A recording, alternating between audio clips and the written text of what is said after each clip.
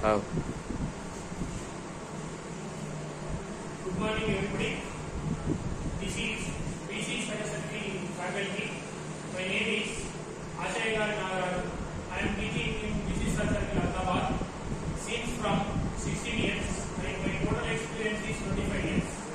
Today, we are going to be discussing one important relation between simple interest and compound interest.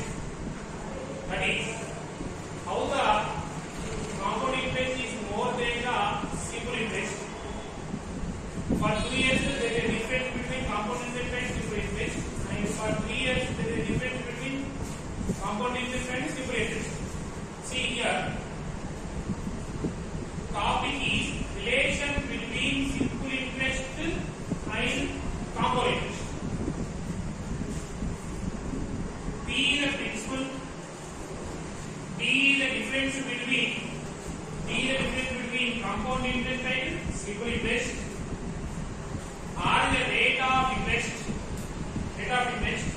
per annum. R is the rate of interest per annum.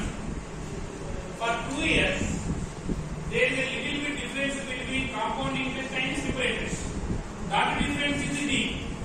That difference is what? D. Then the relation between the principal difference between simple interest and compound interest is P is equal to D into 100 by R whole square. That means this D shows the difference between compound interest and simple interest from many years, 2 years. This is a very, very important formula. This formula will come in IBPS, SA examination, police constable examination, in each and every examination which contains the arithmetic and reasoning from the topic simple interest and compound interest. Okay na? Once again, for 2 years, difference between simple interest and compound interest is D. Then B equal to D into 100 by R whole square. He will give the D value and R value. We have to find out the P value. Sometimes he will give P value, R value. We have to find the difference D value. Sometimes he gives the P value, D value. We have to find out R value. So this is very important formula.